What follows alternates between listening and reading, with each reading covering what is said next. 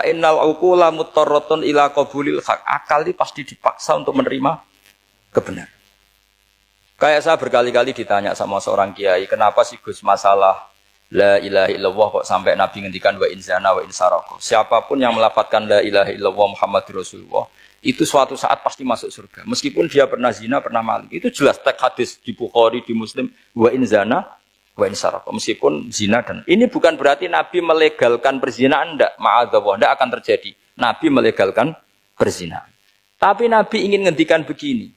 Absolutisme kebenaran itu tidak terganggu oleh kesolehan dan kefasikan.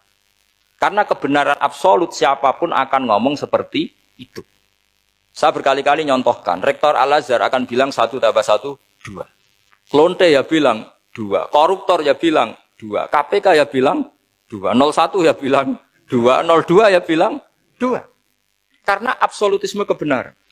Dan Nabi itu ingin mengatakan bahwa Allah Tuhan ini kebenaran sejati. Sehingga siapapun yang melafadzkan sah. Sehingga orang yang kafir 70 tahun sekali melafadzkan syahadat sah. Tidak usah begini. Pak kafir, soleh dulu ya beberapa tahun gitu. Baru Anda sah melafadzkan kalimat la ilaha. Tidak ada seperti itu. Semua ulama ijma. Orang kafir 70 tahun melafadzkan la ilaha illallah sekali. Langsung menjadi muslim. Kenapa sah? Kebenaran absolut tidak bersyarat kesolehan maupun kefasikan.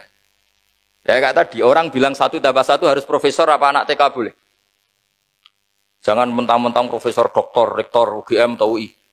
Tadi anak kecil bilang berapa 1 tambah 1, 2. Sudah, aku tak bilang 4. Tidak bisa. Kebenaran absolut itu orang akan sepak. Nah, Quran itu termasuk kebenarannya absolut. Maka harusnya siapapun bisa memahami Quran. Termasuk orang yang sebelum Islam. Sekarang saya tanya ke sampean, ketika Umar masuk Islam karena dengar Quran, itu dulu dengarnya apa dulu Islamnya? Dulu dengarnya, dan dia paham. Wa ma huwa min kalamil basar, ini tidak mungkin omongan manusia seindah ini. Karena mudah dipahami Quran. Nah sekarang enggak, karena ada sistem akademik. Itu terus orang macam-macam urutannya. Jadi repot sekarang. Kalau kata tafsir At-Tabari lebih ekstrim lagi. Idla yuqalu masalan ifham bima la aqlalak. Jadi orang-orang kafir ini kan, orang-orang kafir Mekah ini kan Rasulullah jadi nabi ini kan semua orang masih kafir. Enggak ada mahasiswa UI, enggak ada orang NU, enggak ada orang Muhammadiyah. Semuanya orang kafir, semuanya masih kafir. Terus Nabi membawa Quran, maka khitab pertama itu bukan ya ayuhan nahdiyun, ya ayuhal Muhammadiyun. Khitab pertama kul ya ayuhal kafirun, karena pendengarnya semuanya kafir. Dan itu mereka paham. Tapi nanti soal hidayat nomor 2. Tapi mereka itu yang jelas paham. Sehingga banyak orang kafir yang menjadi muslim karena mendengar Al-Quran. Jadi ini penting diketahui. Karena kebenaran itu milik siapa saja dan akan mudah difahami. Kayak tadi. Kalau 1 tambah 1, 2 itu rektor ya bilang 2, anak TK ya bilang 2, musuh kamu ya bilang 2. Kamu atas nama sentimen dengan musuh pun tetap bilang. Nah di sini kadang Nabi ngendikan mangqala la ilaha illallah dakhalal jannah wa in zana wa in saraka. Proporsinya seperti itu, bukan berarti Nabi melegalkan zina, bahwa kalimat ini kalimat yang kebenarannya absolut sehingga siapapun sah mengatakan itu, meyakini itu meskipun punya masa lalu seperti itu. Jadi jangan salah makna terus Nabi melegalkan, tidak sama sekali. Jadi saya mohon ini jadikan satu ilmu. Bahwa ilmu adalah tetap apa? Ilmu. Sehingga ada ayat kulil ladzina kafaru iyantahu yughfar lahum ma qad salah. Katakan kepada orang-orang kafir sekali menghentikan kekafirannya yughfar lahum ma qad salah. Maka kekafiran di masa lalu dianggap hilang dan dia hanya dengan status yang sekarang yaitu seorang mukmin. Karena dia disahkan melafadzkan la ilaha illallah.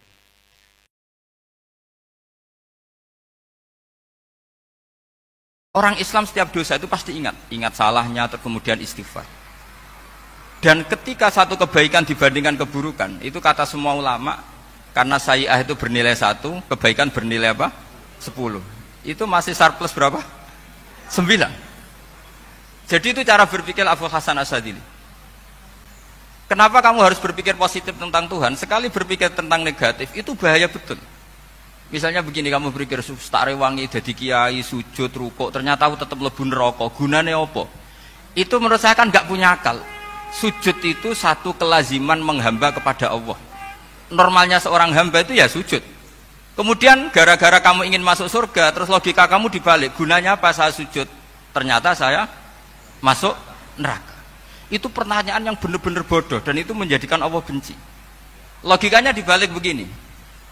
Ini saya ngomong serius karena ini bentuk kemenangan saya ini bentuk kemenangan saya. Saya berkali-kali ngomong di kota pelajar di Jogja karena banyak pengujinya juga. Bukan sekedar pendamping tapi penguji. Banyak yang profesor, bukan sekedar dokter, banyak yang profesor.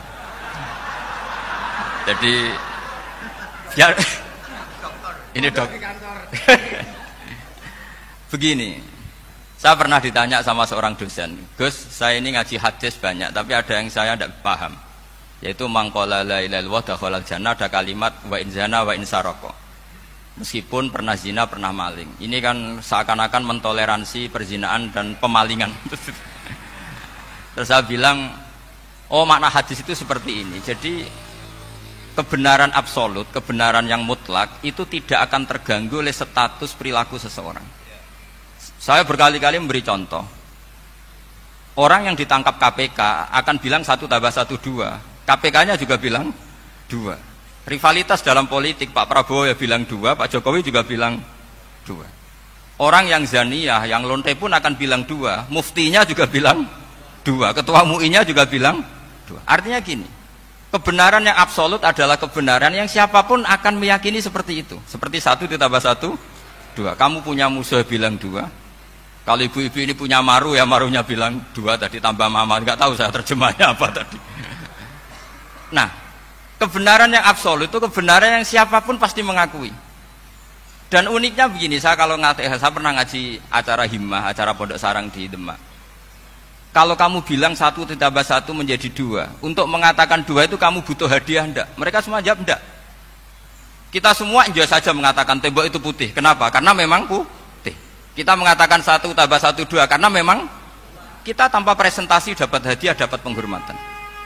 Kenapa untuk mengatakan Allah itu Tuhan kita butuh surga?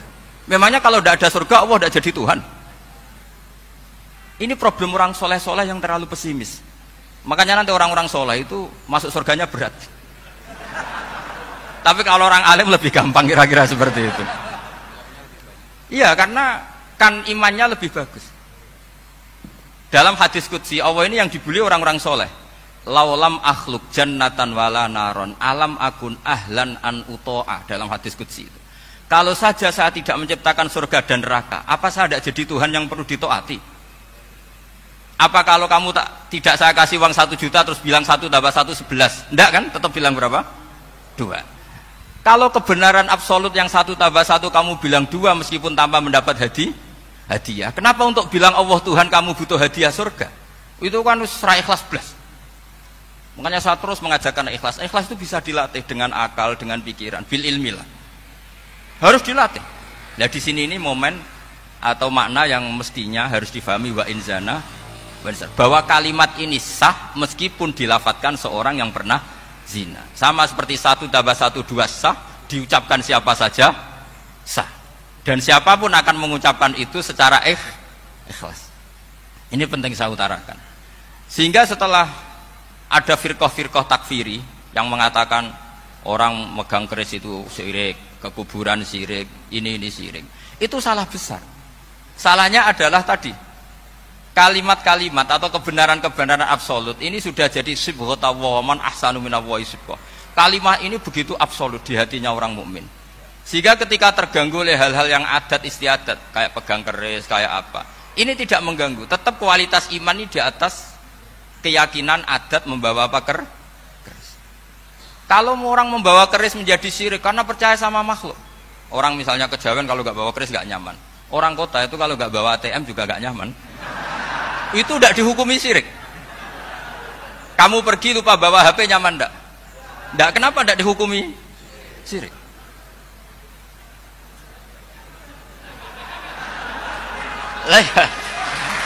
Jadi ini logika-logika. Jadi makanya ini Gus Reza boleh ngeritik saya. Saya itu berkali-kali bilang, saya termasuk ulama yang mau bikin gerakan cangkem elek. Karena nanti kalau saya nisbatkan ke Rasulullah itu tidak pantas karena Nabi ahsanan nasi khalqau wa khuluqa. Tapi saya siap jadi bempernya Rasulullah sallallahu alaihi wasallam. Pernah ada diskusi di Jakarta, ini kisah nyata. Apa dalilnya setelah sholat salaman? Mana hadisnya? Itu dijawab hadisnya tentu kita kesulitan. Kalaupun ada hadisnya dhaif semua yang masalah musafahah. Akhirnya mau tidak mau dijawab pakai cangkem melek. Boleh enggak kamu setelah salam nyalain HP yang off? Boleh. Boleh enggak ke kamar mandi? Boleh. Oh berarti kencing boleh, nyalain HP boleh, yang enggak boleh itu ingat Allah. Karena mereka mengkritik wiridan, ngeritik salam. Akhirnya mikir deh. Ada enggak hadisnya orang setelah sholat nyalain HP? Enggak ada kan? Tapi mereka nyalain HP enggak hambatan, tapi untuk salaman masalah kan. Ke kamar mandi boleh, tapi untuk wiridan enggak boleh. Akhirnya mereka sadar, oh iya.